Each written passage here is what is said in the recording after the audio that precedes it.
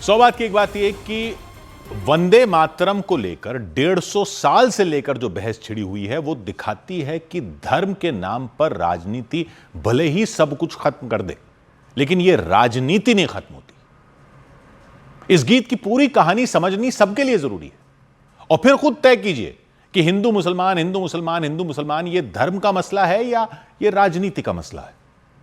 लेकिन ज्यादातर पब्लिक ना तो पूरी कहानी जानती है कि बात थी क्या और वहां कहां पहुंच गई, ना ही पब्लिक को शायद कोई बताना भी चाहता है कि कहानी है क्या। फिर सब कहते हैं कि गरीबी बेरोजगारी जैसे मूल मुद्दों पर ध्यान नहीं दिया जाता। तो समझ तो लिया जाए कि ये क्यों होता आया है। तो पहले तो यह कहा जा रहा है कि वंदे मातरम को काट कर छोटा कर दिया गया था। तो क्या ऐसा है? छोटा किया था तो क्यों कर दिया था, और छोटा कर दिया था तो उसके बाद क्या हुआ? 150 साल बनाए जा रहे हैं वंदे मातरम के। तो कहानी शुरू होती है 150 साल पहले, यानी 1875 में। साल 1875 में बंकिम चंद्र चट्टोपाध्याय ने यह गीत लिखा, वंदे मातरम, मातृभूमि की वंदना थी ये। और कितने अंतरे थे इस गीत में? इतिहासकार बताते हैं कि इसमें 2 अंतरे थे, वही 2 अंतरे जो आपने भी स्कूल में गाए होंगे। तो फिर यह क्या बात है कि गीत छोटा कर दिया था? तो इतिहासकार बताते हैं कि वो कहानी यह थी कि 1875 में यह गीत लिखा 2 अंतरे का। फिर 1881 में बंकिम चंद्र चट्टोपाध्याय का एक उपन्यास छपा जिसका नाम था आनंद मठ। यानी वंदे मातरम लिखने के करीब 6 साल बाद आया यह उपन्यास आनंद मठ। इस उपन्यास की कहानी थी तब से भी 100 साल पहले के बंगाल की, यानी 1770 के दशक के बंगाल की। और उस कहानी में बताया गया कि कैसे वहां मुस्लिम नवाब होता था और वो नवाब अंग्रेज ईस्ट इंडिया कंपनी के साथ मिलकर गरीबों से लगान वसूलता था। तो नवाब के खिलाफ बगावत हो गई।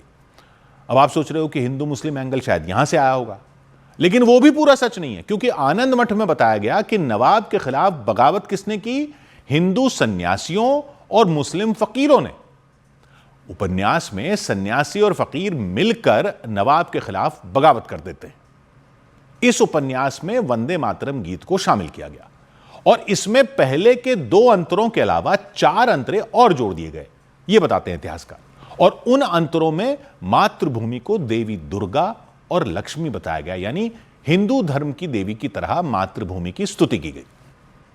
तो पहले के जो 2 अंतरे थे वो सिर्फ मातृभूमि की वंदना के थे, लेकिन आनंद मठ उपन्यास में जो 6 अंतरों का वंदे मातरम है उसमें मातृभूमि की देवी की तरह स्तुति की गई है, हिंदू देवी की तरह स्तुति की गई है। वंदे मातरम एकदम से लोकप्रिय हो गया, हर देशभक्त की जबान पर वंदे मातरम चढ़ गया।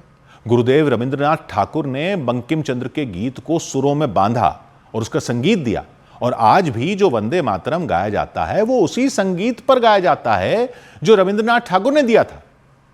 और 1896 में कांग्रेस के सेशन में खुद रविंद्रनाथ ठाकुर ने वंदे मातरम गाया था और उसके बाद तो कांग्रेस की सभाओं में रेगुलर हो गया। वंदे मातरम से ही सभा शुरू होती थी, पूरे 6 अंतरे। लेकिन फिर 1905 में क्या हुआ कि अंग्रेज लॉर्ड कर्जन ने बंगाल का विभाजन कर दिया। हिंदू पश्चिम बंगाल में ज्यादा थे, मुस्लिम पूर्व बंगाल में ज्यादा थे। और वंदे मातरम को लेकर मुस्लिम नेताओं ने यह सवाल उठाने शुरू कर दिए कि यह देश की स्तुति के साथ देवी की भी स्तुति है, तो यह तो हिंदुओं का गीत है और मातृभूमि को हिंदू देवियों की तरह देखना ही इस्लाम के खिलाफ है, और यह तो हिंदू राष्ट्र बनाने की तरफ बढ़ते कदम है। यह सब बातें होने लगी। हिंदू मुस्लिम खाई बढ़ रही थी। मुस्लिम नेताओं ने इसमें वंदे मातरम को इस्तेमाल किया मुसलमानों को डराने के लिए कि ये क्या गा रहे हो, ये तो देवी की वंदना है, ये इस्लाम के खिलाफ है। जबकि हिंदू जो थे उनका इस बात पर ध्यान भी नहीं जाता था कि ये कोई देवी की स्तुति है, वो तो इसे मातृभूमि की वंदना के रूप में ही गाते थे। खैर, वंदे मातरम पर हिंदुओं और मुसलमानों के बीच खाई बढ़ती चली गई। वंदे मातरम आजादी के आंदोलनकारियों का गीत भी बनता गया, लेकिन मुस्लिम लीग इसका विरोध करती रही और कहती रही कि कांग्रेस में इस गीत को इसलिए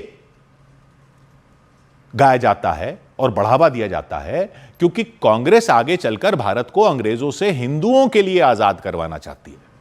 खैर, कुछ इलाकों में मुसलमानों के बीच मुस्लिम लीग को स्वीकार किया जाने लगा। करते करते अंग्रेजों ने भारत में प्रांतों में पहली बार चुनाव करवाए 1936-37 में। चुनाव हुए तो चुनावों में वोट बैंक पॉलिटिक्स शुरू हो गई। और मुस्लिम लीग को मौका मिल गया मुसलमानों के नाम पर चुनावी राजनीति करने का। तो उस माहौल में हुए 1937 का कांग्रेस का अधिवेशन हुआ और यह सवाल आया कि हिंदू मुसलमान कैसे एक साथ रखे जाएं अंग्रेजों से लड़ने के लिए, क्योंकि ये मुस्लिम लीग तो अलग कर रही है, इनको एक साथ रखेंगे तब अंग्रेजों से एक साथ लड़ेंगे। अब उसमें एक पॉइंट यह भी था कि वंदे मातरम पर मुस्लिम एतराज करते हैं और मुस्लिम लीग ने इसको बढ़ावा दिया हुआ है और यह कांग्रेस में गाया जाता है। तो एक कमेटी बनी जिस पर रविंद्रनाथ ठाकुर को ही सलाह देनी थी। कमेटी में थे जवाहरलाल नेहरू, मौलाना आजाद, सुभाष चंद्र बोस और आचार्य नरेंद्र देव।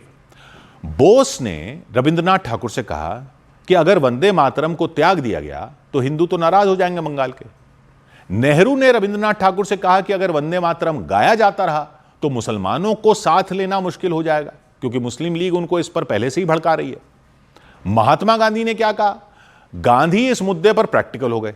गांधी ने कहा कि भले ही वंदे मातरम जिस उपन्यास में था उसकी कहानी में कुछ भी हो, लेकिन उन्होंने तो खुद बचपन से जब भी वंदे मातरम सुना और गाया है उनको तो वो देशभक्ति का ही गीत लगा है और उनको तो एहसास भी नहीं था कि ये देवी की स्तुति है, बल्कि ये तो मातृभूमि की वंदना है। लेकिन गांधी ने यह भी कहा कि अब जो माहौल हो गया है उसमें इस गीत की वजह से दरारें पैदा की जा रही हैं। तो इस सब को देखते हुए गुरुदेव रविंद्रनाथ ठाकुर ने यह सलाह दी कि आनंद मठ उपन्यास की कहानी की वजह से यह दरार पैदा की जा रही है और वंदे मातरम तो मातृभूमि की वंदना ही है लेकिन उपन्यास में जो वंदे मातरम है वो तो बाद में शामिल हुआ। तो जो पहले के दो अंतरे थे उनमें तो मातृभूमि को देवी दुर्गा नहीं बताया गया है, तो वो जो पहले के दो अंतरे थे वो गाए जाते रहे। ये कॉम्प्रोमाइज करने की कोशिश की गई। फिर यह तय हुआ कि वो दो अंतरे कांग्रेस में गाए जाते रहेंगे, यानी एक तरह से दोनों साइड को संतुष्ट करने की कोशिश थी। लेकिन जिन्ना इस बात से भी खुश नहीं हुए क्योंकि गीत को रखा गया, और राजा जी और जीबी पंत जैसे नेता इस बात से खुश नहीं थे कि मुस्लिम नेताओं की वजह से गीत के सिर्फ दो अंतरों को ही रखा गया, बाकी हटा दिए गए। तो यह तो हो गई कहानी वंदे मातरम को छोटा करने की, या यूं कह लीजिए कि उपन्यास वाले वंदे मातरम के बजाय पहले वाले दो अंतरे ही रखने की। लेकिन यह सही है कि यह इसलिए किया गया ताकि इस पर हिंदू मुसलमान होना बंद हो जाए।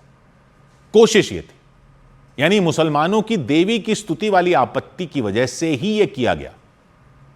तो सवाल तो यह है ना कि फिर क्या प्रॉब्लम है? ये तो कर दिया गया।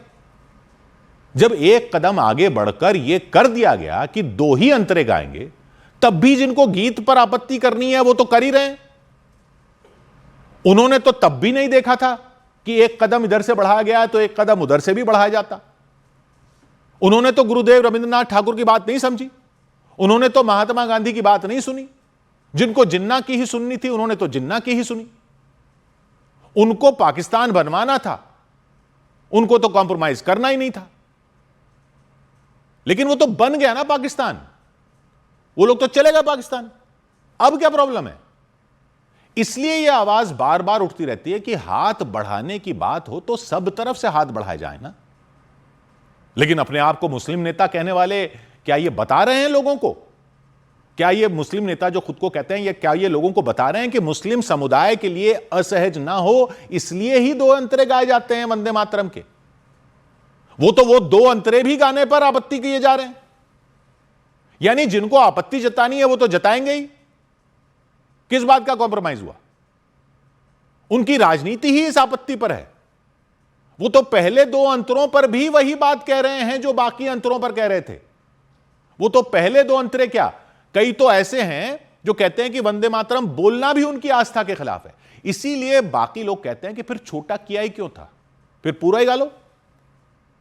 और यह विवाद चले ही जा रहा है। 150 साल हो गए वंदे मातरम को। यह दो अंतरों या 6 अंतरों की बात नहीं है। इस गीत की कहानी दिखाती है कि क्या है जिसने इस मातृभूमि को बार बार आगे बढ़ने से रोक रखा है। सुजलाम सुफलाम मलयज शीतलाम शस्य श्यामलाम मातरम, वंदे मातरम। 100 बात की एक बात।